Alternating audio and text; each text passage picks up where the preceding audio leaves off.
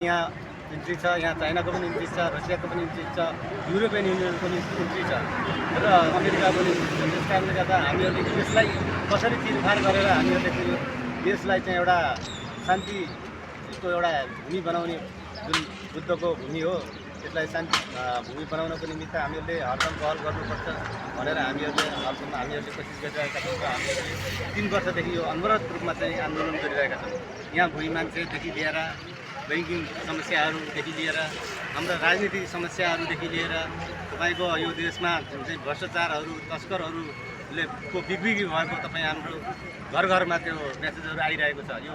यसलाई हामीले चिरफार गर्नको निमित्त हाम्रो अभियानले चाहिँ 3 वर्षदेखि चाहिँ यसलाई अनवरत रूपमा चाहिँ यसका उद्धार गर्दै आएको छ। सरकारको विरुद्धमा हामीहरूले आवाज उठाउँदै आएका छौँ र यो आवाजलाई चाहिँ अहिले एउटा वार्ताको टेबलमा समेत पुर्याउनु हाम्रो एउटा अभियान हो भए तापनि नेपाल सरकारको प्रधानमन्त्री स्तरीय टेबलमा चाहिँ हामीहरूले वार्ताको एउटा एजेन्डाहरूले चाहिँ पेस पनि गरिसकेको अवस्था छ। त्यस कारणले हामीहरूले गरेपछि हुँदैन भन्ने कुरो केही पनि छैन। त्यसकारण हामी अझै पनि यसलाई चाहिँ एउटा सशक्त ढङ्गले अगाडि बढाउनुपर्छ र हामीले दुर्गा प्रसाईका एजेन्डाहरूलाई हामीहरूले आत्मसात गरेर उहाँको जुन हिरासतमा लाने जुन क्रम दैनिक भइरहेको छ नि त्यसलाई चाहिँ हामीहरूले चाहिँ चिरपार गर्दै हामीहरूले अहिलेसम्म त्यसलाई हामीले एउटा सही ठाउँमा ल्याएको अवस्थामा अहिले चुनावको बहानामा चाहिँ उहाँलाई फेरि हिरासतमा लगेको अवस्था छ। त्यसैले हामीहरूले उहाँलाई न्याय गर्नु पनि एउटा महत्त्वपूर्ण कुरा छ।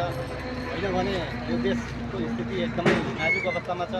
त्यस कारणले उहाँका आवाजलाई हामीहरूले निरन्तरता दिएर हामीहरूले यो देशलाई एउटा राष्ट्रको एउटा पहिचान जोगाउनको निमित्त हामीहरूले धर्म, संस्कृति र नागरिक बचाउने कार्यलाई हामीहरूले अगाडि बढाउनको निमित्त पनि हामीहरूले कार्यक्रमलाई चाहिँ हामीले निरन्तरता दिएका छौँ।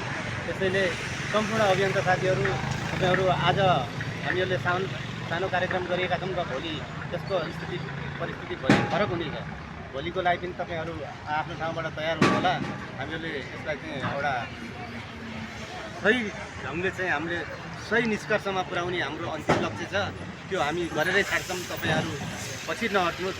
हामीहरूले सही एजेन्डाहरू बोकेर हिँडेका छौँ। हामीहरूले कुनै एउटा हिंसात्मक ढङ्गले चाहिँ हामी अगाडि बढेको अवस्था होइन। यो हामीहरूले चाहिँ यो देशलाई चाहिँ निकास दिनको निमित्त हामी शान्तिपूर्ण ढङ्गले अगाडि बढिरहेका छौँ। यसमा कहीँबाट अवरोध आए तापनि हामीहरूले त्यसलाई चिरफार गरेर वार्ताको संवादबाट हुन्छ कि हामीहरूले कुन ढङ्गले हुन्छ त्यो हामीहरू अगाडि बढाउन हामी पछि हट्ने छैनौँ।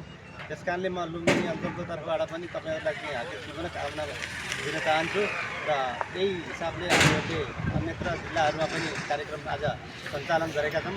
यो कार्यक्रमहरू आज अहिले आएपछि तपाईँहरूलाई पनि त्यो म्यासेज हामीले दिनेछौँ।